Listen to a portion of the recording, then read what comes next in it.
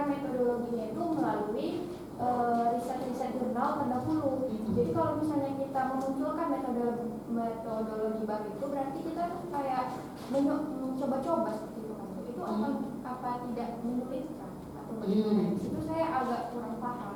Oke. Terima kasih. Ya, oke, baik.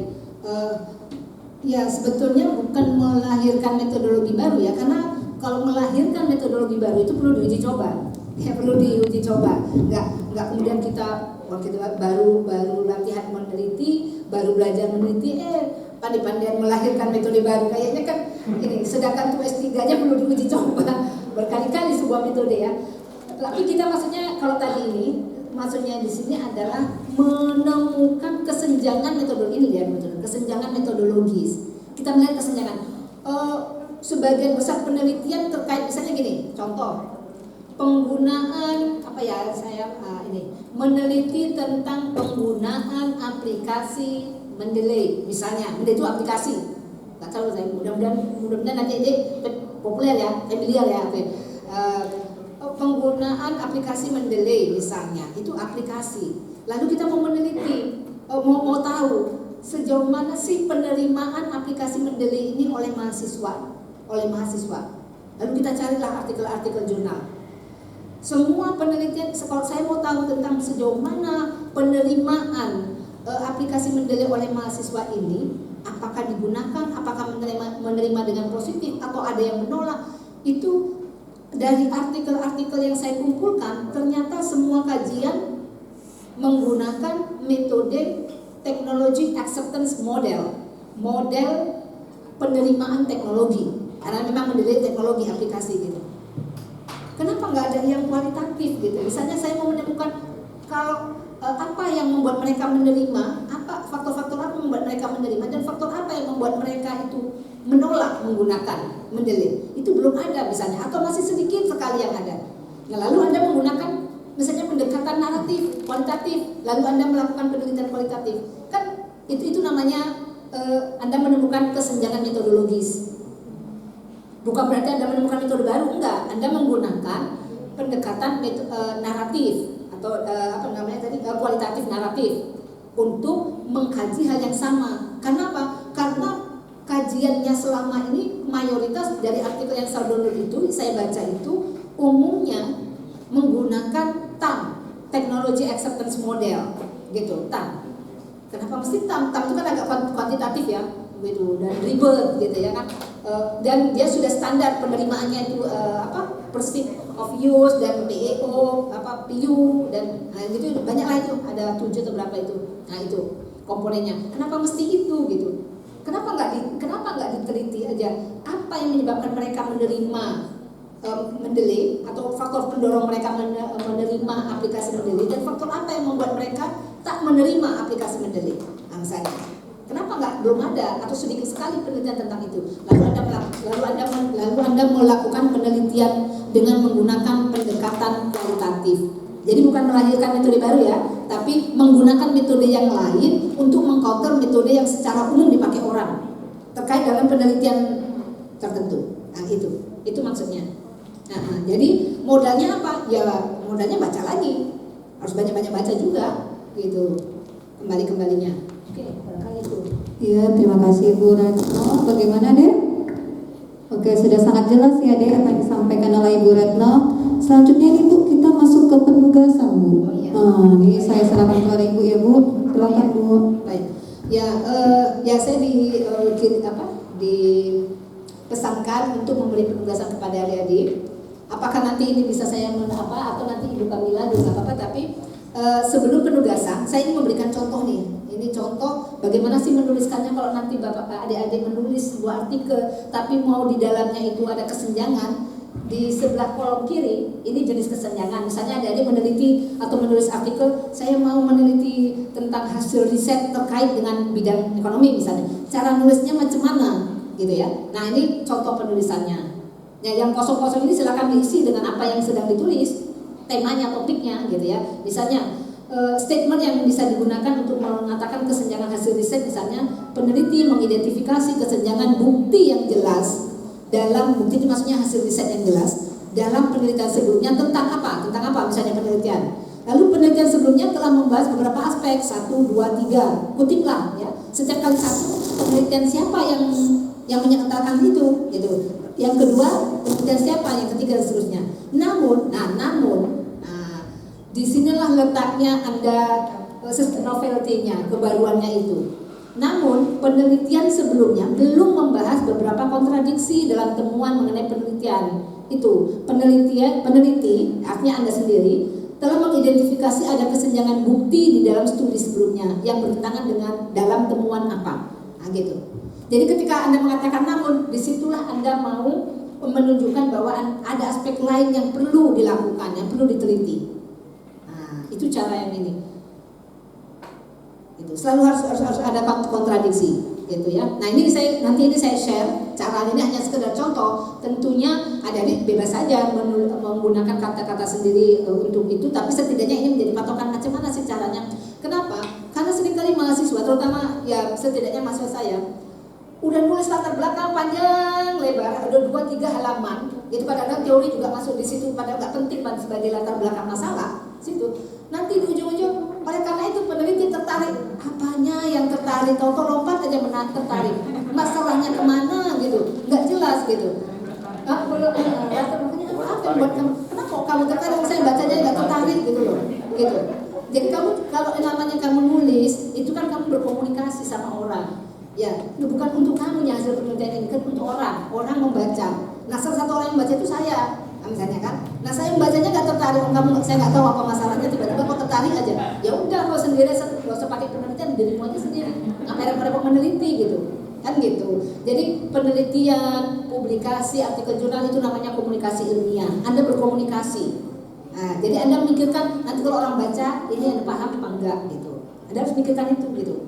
Bagaimana cara Anda mengekspresikan gagasan Anda, penelitian Anda gitu. Ini beberapa contoh nanti saya share. Lalu sekarang saya akan memberi penugasan. Tugas ya.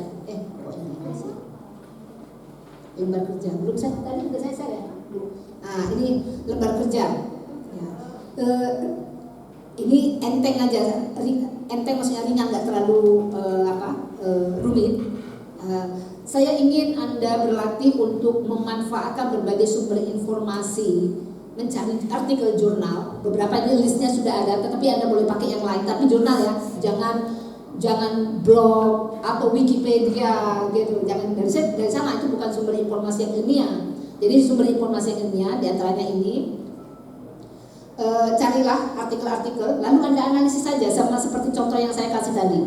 Sama seperti contoh-contoh yang saya kasih ini, misalnya kita analisis, kumpulkan artikelnya. Contoh, ini dia modelnya apa? Mana tadi? Contoh ini. Nah ini, contoh ini. Nah ini contoh untuk kesenjangan apa? Gitu aja, kumpulkan. Jadi kira-kira bisa 7 artikel yang mana tadi sih? Nah ini 7 artikel. Ya, lalu lakukanlah penelusuran artikel dari ini, unduh, ya, di download, unduh. Pilih aja yang open access, ya, yang bisa diakses secara full text. Gitu, jangan yang nanti kalau misalnya ketemu pun, namanya inilah saya kasih caranya dulu ya. Soal nanti ngerjakannya kan bisa belakangan. Koneksi saya putus ternyata.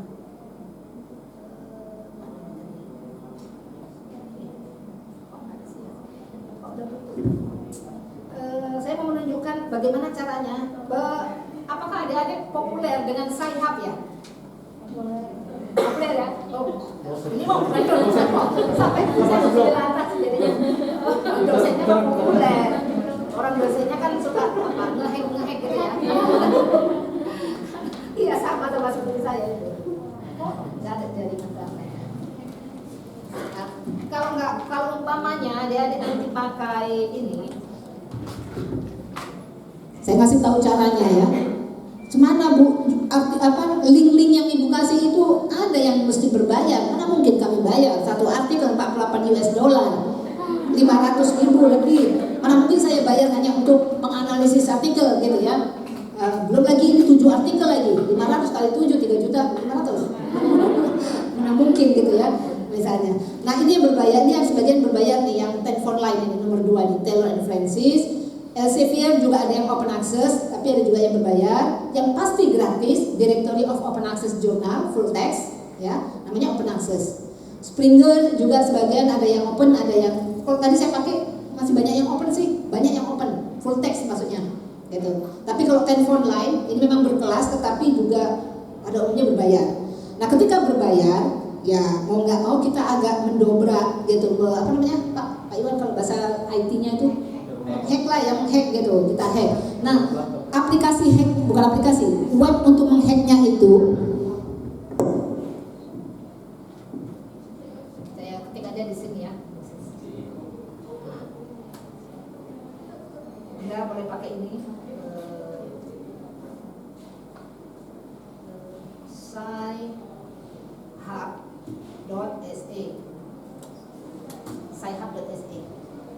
Nah, ini untuk membuka artikel-artikel yang berbayar. Artikelnya bagus, kadang-kadang kita nulis ini lagi butuh banyak artikelnya bagus, ini perlu kali, cocok kali.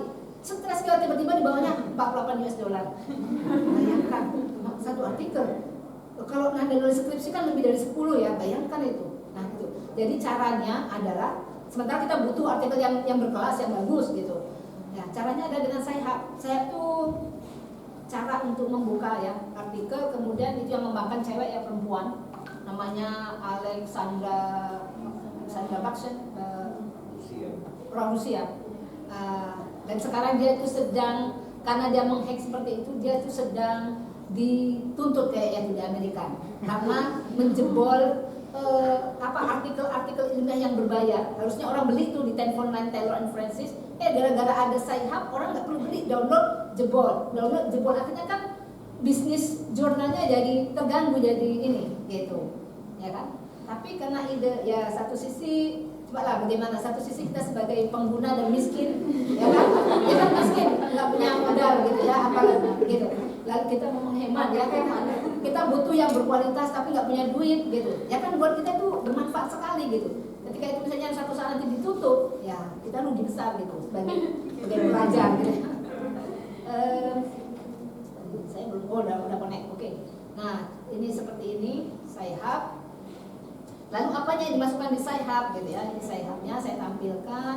Lalu saya buka telepon line, caranya ya, jangan ngasih yang critical thinking tapi caranya nggak di ini, nggak tahu juga harus apa. Nah ini gambaran Sci-hub, dia gambarnya burung bawa kunci. Saya nggak tahu kenapa burung ya, banyak, cuman kuncinya maksudnya untuk open access, how to open gitu ya.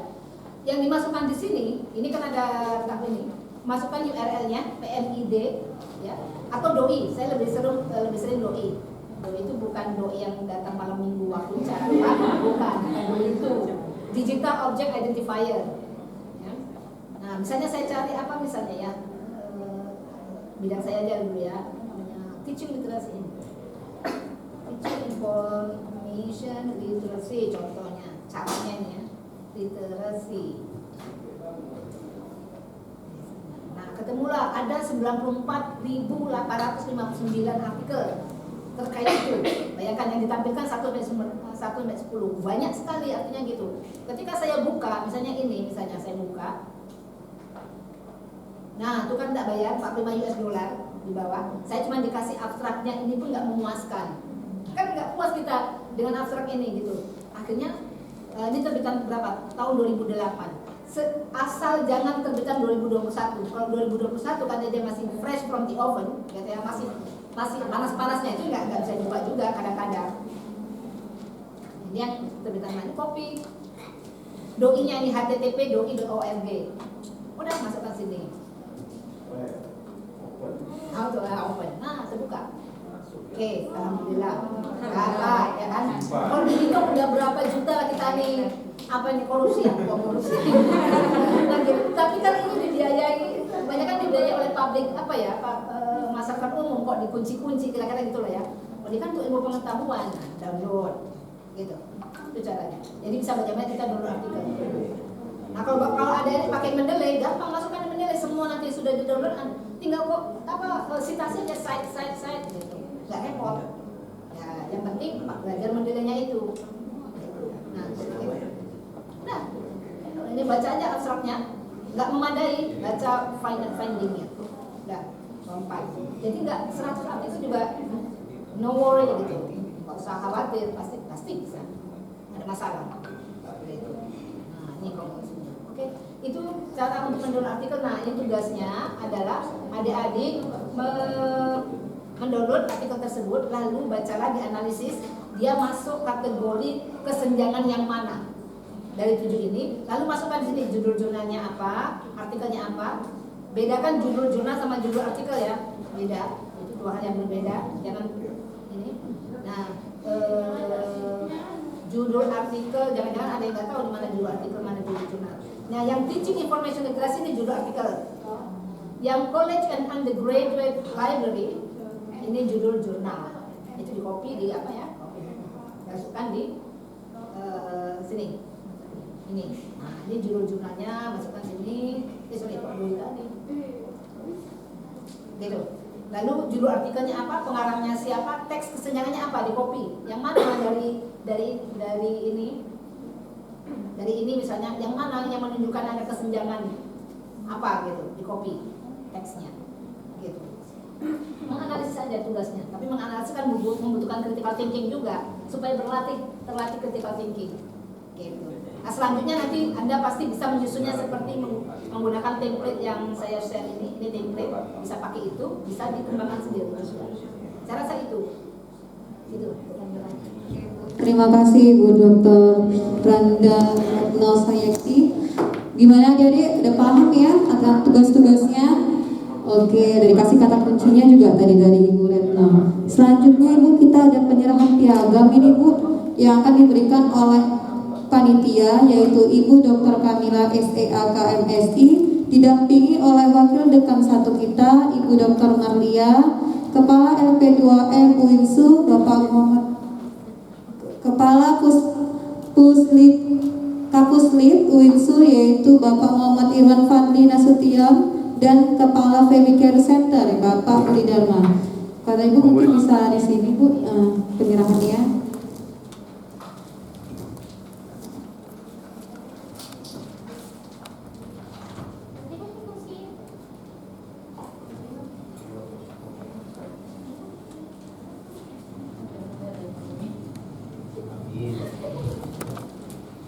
Selanjutnya Pak Amin dari T mungkin bisa ikut Pak bersama untuk foto sesi bersama.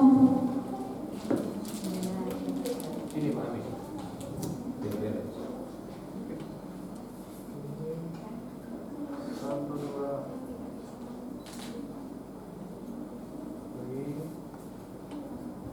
Satu, dua, tiga. Oke.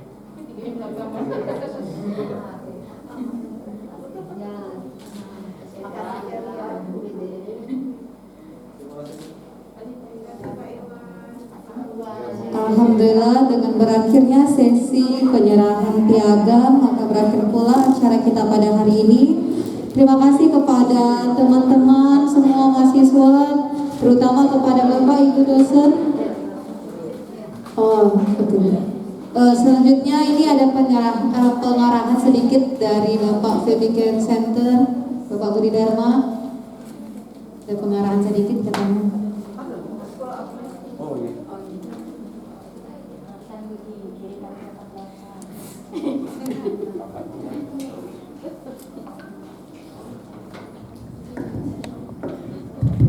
Baik, Assalamualaikum warahmatullahi wabarakatuh. Tadi kita sudah mendengarkan materi pertama dari Bu Retno. Semoga teman-teman bisa masuk ya, memahaminya. Karena kita serial, ada sekitar 15 materi lagi selanjutnya yang akan kita tuntaskan dalam 2 minggu. Kemudian kemarin kan saya memberi pesan untuk teman-teman mahasiswa untuk membawa setidaknya 3 alternatif tema yang akan diteliti.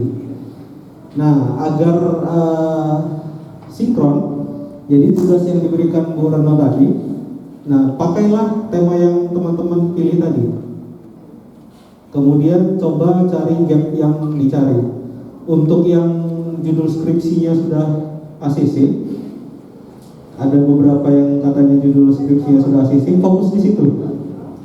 Coba diperhatikan gap di latar belakangnya sudah muncul atau belum. Jadi nanti setelah ini hari Rabu, kalau tidak salah ya Bu ya, hari Rabu.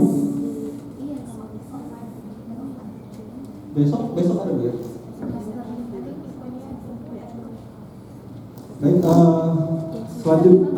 jadwal selanjutnya nanti akan kita serahkan di grup. Kemungkinan besar ada online dan offline. Untuk minggu ini ada 2 pertemuan yang online dan offline. Mungkin yang offline nanti ada belajar mendeling karena dia sifatnya teknis, harus dilihat ya. Baik, saya kira cukup itu saja. Nanti teknis selanjutnya kita akan diskusi lebih banyak di WA Group. Tapi saya kembali mengingatkan kepada teman-teman, terutama yang ACC judul skripsinya sudah ada, 2 minggu berarti selesai nanti skripsinya, proposalnya ya. Itu harus sudah clear, tidak ada negosiasi lagi. Jadi nanti di minggu kedua itu sudah implementasi penelitiannya. Jadi akhir semester ini sudah harus selesai. Kemudian untuk yang menulis jurnal, nah kenapa